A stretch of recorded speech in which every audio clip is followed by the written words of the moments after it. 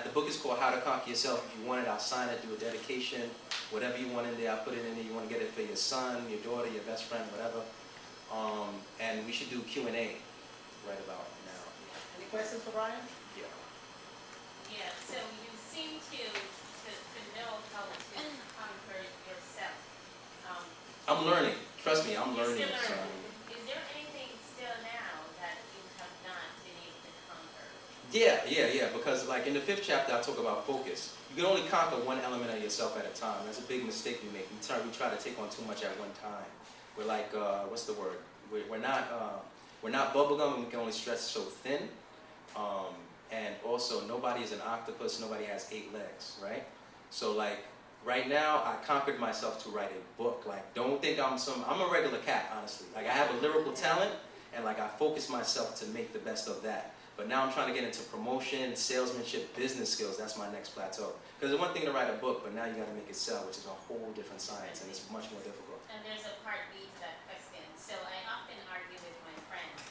People cannot multitask. Yes. I believe you cannot. I'm getting the sense that you think multitasking is not It's in chapter 5. Hold on.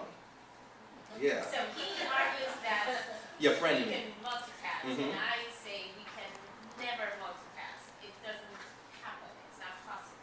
All right, a couple. So All right. can I have your impression on that? Chapter 5. It's kind of cool. You got like a little picture, the title of the chapter, the quote, the principle, which is my quote, and then there's 2 quotes that are like, you get a good quote. It's like, yeah, I needed that. Productivity is the natural outgrowth of focus, clarity, and concentration.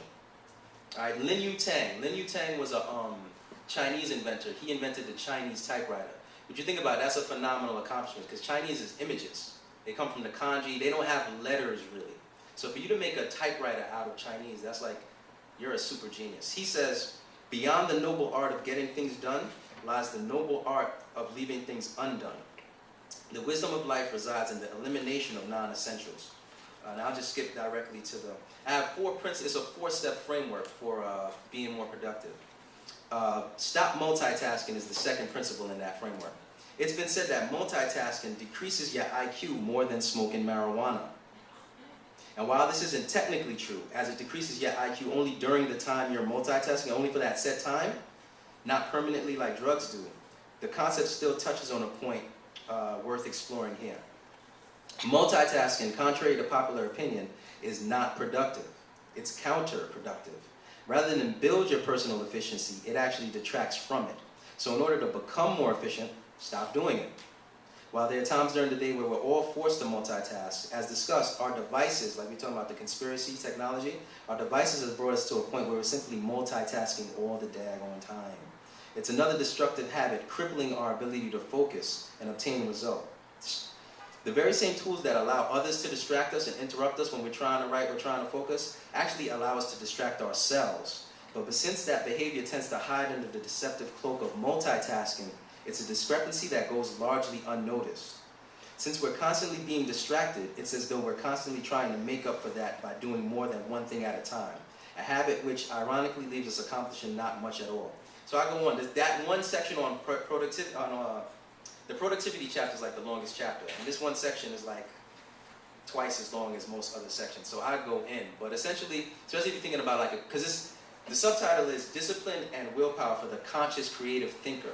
So I'm talking about tasks that require you to create something. I'm not talking about sending out 100 emails. I'm not talking about, you know what I mean, ironing and being on the phone at the same time. I'm talking about taking something out of your mind and making it real. Writing a song, painting a painting, you know what I mean, shooting a film, editing film work, editing a track, developing a stand-up comedy routine. The type of productivity that I'm concerned with is a productivity that's going to take you from where you are to somewhere else. Like you can be productive in the sense of multitasking a lot of trivial things that are important, but you could also like what's the word? You can delegate that also. Multitask, the things you can be productive and multitask are the things you can get somebody else to do. So you got to be productive about the things that only you can do. You get what I'm saying? And that's like, I guess, a synopsis of my thought process on that particular thing on the jig. Any other questions for Brian? Yeah, I'm all ears, trust me. Brian, let me pose something. I'm intrigued by your analysis of motivation. And I think in everyday life, most of us are trying either to motivate ourselves or motivate someone close to us. Yes. And very often we fail. Yes.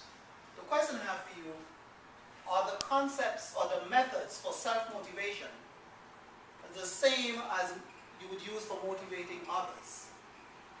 Well, you can only motivate someone who wants to be motivated. If the person wants to be motivated, then you can just put them on to what you do. Or you can motivate, like there's something called, I don't know if you ever heard of it, it's called the Circle 7. So the Circle 7 is like a fictional story on like the tale of Jesus in between the years that are not in the Bible. Not to get into that, but he makes a point in the Circle 7. He says, teach by the way you walk. Motivate somebody by just doing your thing. So, I mean, I'm at the point now, it's hard to answer. I don't try to motivate anybody that's not trying to get motivated. If they're trying to get motivated, they're going to want to build with you, and they're going to ask you, what do you do? And then that's when you go into it. But, you know, everybody's an individual. Like, you got to believe in, like it's America, you got to believe in freedom too. So, if someone wants to get motivated, they'll find their way and they'll come to you, if that answers your question. Yes, I asked that with the frame of reference. How many of you teach here? I teach, and I teach professional students. And almost from day one, I can tell who's going to succeed and who's going to fail, simply by their degree of motivation. The people that want to succeed and are motivated, they sit in the front, their hands are always up, the book is always open. Yeah. The people that are undermotivated sit in the back, their hands are propped up. You can tell by the body language how motivated they are. And I've always tried to motivate people that are undermotivated, and I've not yet succeeded. So I don't know if there are any strategies or techniques. What I'm hearing from you is that if you're not of the mindset to be motivated, it's probably a very difficult, if not impossible. People who are not interested in like improving themselves, they have something that's probably beyond my ability to help. And it's interesting because the course I teach, students spend about $40,000. Ouch. And they come unmotivated and they fail. And I always appeal to the financial cost of failing, but it never works. Yeah. So maybe they just do the failing, they don't have the motivation. Yeah. So up there, yep. Hi, my name is Claudia Baltazar, and I'm a student. As you know, procrastination is crazy. When I came in freshman year, 4.0 GPA, I never procrastinated because I just felt like, oh my God, I almost failed. As soon as I had great grades, and I was doing so much other stuff, like you said, multitasking, like being a leader of organization, interning, and working, procrastination is so hard not to do because another thing is I'm a journalist, so if I have a story due tomorrow and then an essay due the next day and an organization the next day, it's like, you're overwhelmed. Yeah, it's like you have to do one thing at a time. So how do you not procrastinate?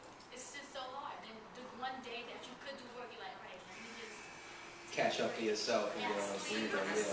yeah. Well, I'll be honest with you. You gotta and I'll talk about that in the productivity chapter too. You gotta drop something, sis. You gotta drop something.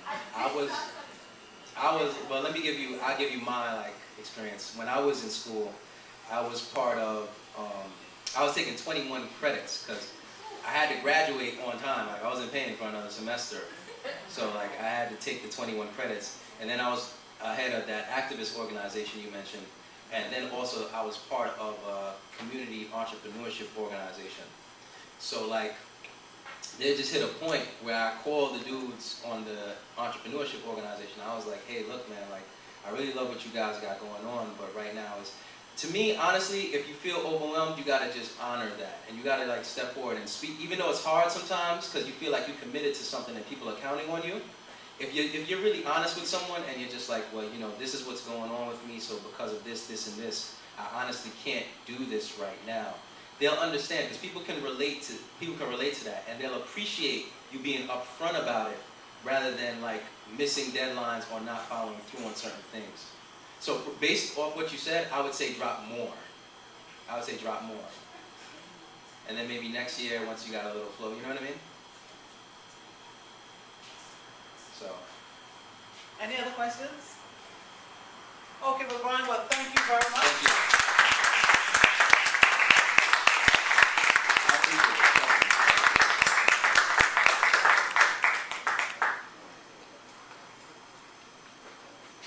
All right, so I almost guarantee that when you leave here this evening and you get home, you will be invigorated, motivated, inspired, and I bet you will be emailing me to tell me about all the wonderful works that you're involved in. You'll be getting straight A's. You will be promoted to, yes.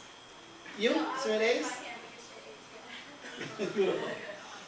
Brian has a few books for sale. If you want to get more in-depth information about his ideas, please, he has just a few for sale. I already committed to about 5 or 6, Brian, so don't sell.